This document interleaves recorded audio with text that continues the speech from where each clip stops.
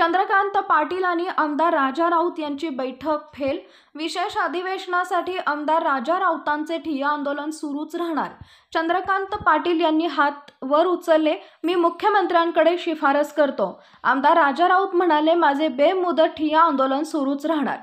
मराठा समाजाला ओबीसी कोट्यातून आरक्षण मिळावे यासाठी राज्यातील मराठा आमदारांनी विधानसभेत लिहून द्यावे, त्यासाठी विशेष अधिवेशन बोलवण्यात यावे अशी मागणी करत बार्शीचे अपक्ष आमदार राजा राऊत यांनी 12 सप्टेंबरपासून बेमुदत ठिय्या आंदोलन सुरू केले।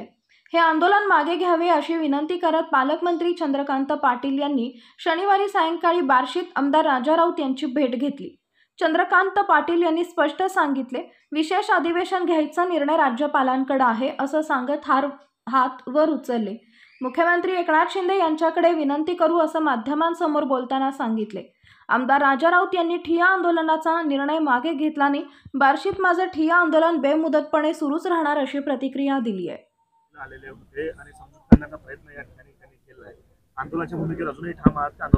मी आंदोलनाच्या भूमिकेवर ठाम आहे। माझं बरोबर आहे। मला माहित आहे ह्याच्यामध्ये काय आता 288 आमदार आहेत सगळे। 288 आमदारांमध्ये मी माझी भूमिका स्पष्ट केली आहे, तशी सत्ताधाऱ्यांनी आणि विरोधकांनी पण आपापली भूमिका स्पष्ट करावी। आता मी ऐकत होतो, दादा म्हणाले की मुख्यमंत्र्यांनी, मला माहिती आहे त्यांनी रिक्वेस्ट करायची असते वगैरे तो सगळं, परंतु मी विधानसभा अध्यक्षांना पण विनंती केलेली आहे, राज्यपाल महोदयाला पण पत्र दिलेलं आहे, मुख्यमंत्री साहेबाला पण पत्र दिलेलं आहे, दोन्ही उपमुख्यमंत्र्यांना दिलेलं आहे, दादांनाही संसदीय कार्यमंत्री म्हणून दिलेलं आहे, सगळ्या आमदारांना पण आज सगळे पत्र रवाना झालेले आहेत, सगळ्या पक्षांच्या अध्यक्षांना सुद्धा पवार साहेबांना दिलेलं आहे, उद्धव साहेबांना दिलेलं आहे, नाना पटोले साहेबांना दिलेलं आहे, एकनाथ शिंदे साहेब पक्षाचे शिंदे शिवसेना त्यांनाही दिलेलं आहे, अजितदादा साहेबाला पण दिलेलं आहे, भारतीय जनता पार्टीच्या अध्यक्षांना पण दिलेलं आहे, सगळ्यांनाच पत्र दिलेले आहे आणि विरोधी पक्ष नेत्यांना पण दिले दोन्ही। हो, राहणार आहे माझं। किती दिवस माझ्या समाजामध्ये जागृती करणं आणि विधानसभेचं म्हणजे जी निवडणूक आहे त्या नोव्हेंबरमध्ये मुदत संपते, सगळ्यांनाच माहिती आहे। हा 25 दिवसाचा सगळा आता खेळ आहे, 25-30 दिवसात ह्याच्यामध्ये सगळ्यांनीच भूमिका स्पष्ट करावी। मुख्यमंत्र्यांना जेव्हा प्रश्न विचारला की विशेष अधिवेशन बोलणार का, तर मुख्यमंत्र्यांनी सांगितलं की आम्ही आधीच आरक्षण दिलं आहे, एक प्रकारे उत्तर देणं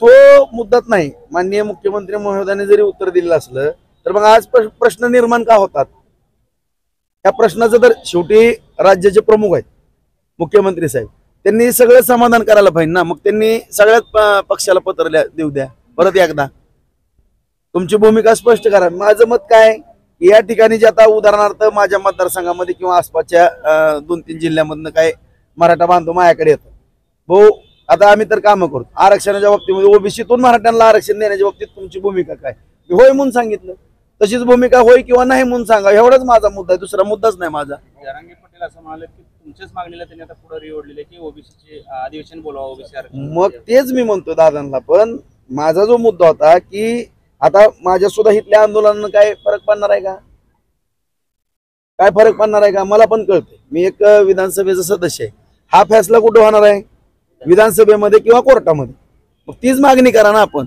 विधानसभेचं अधिवेशन बोलवल्याशिवाय हा प्रश्न मिटणार आहे का, विधानसभेचं अधिवेशन बोलण्याकरता दादांनी पण प्रयत्न करावे, दादांनी पण तीव्र लढा उभा करावा। दुसरा माझा मुद्दा काय, दादांनी जर एकदम करेक्ट ट्रॅक वरती आंदोलन घेतलं असतं तर मला हे हस्तक्षेप करण्याचा माझा मुद्दाच नव्हता।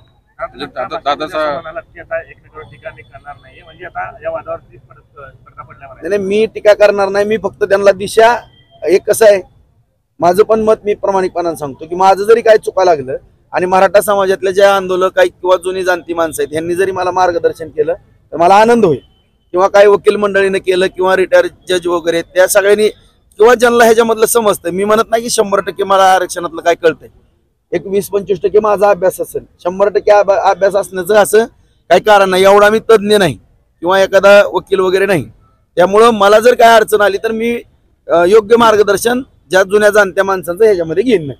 भाऊ आता भाषण जे झालं, चंद्रकांत दादा पाटील यांचं भाषण झालं, त्यानंतर तुम्ही असं सांगत आहात की मी माझं बेमुदत ठिय्या आंदोलन जे सुरू ठेवणार, म्हणजे चंद्रकांत दादा पाटील यांच्या भेटीला किंवा त्यांच्या विनंतीला तुम्ही म्हणजे समाधान झालं नाही का साहेब? नाही, समाधानाचा मुद्दा माझं काय समाधान झाले, दादा आले, दादानी आता आमच्या एक 2-3 विषय आहेत आता मराठा मुलांच्या आणि मुलींकरता वसतिगृह, ठीक आहे, आता ते आर्थिक त्यांचं बजेटचं काय नियोजन करून मी सांगतो म्हणाले, त्याच्या बाबतीमध्ये मी करून देतो असं त्यांचं मत आहे.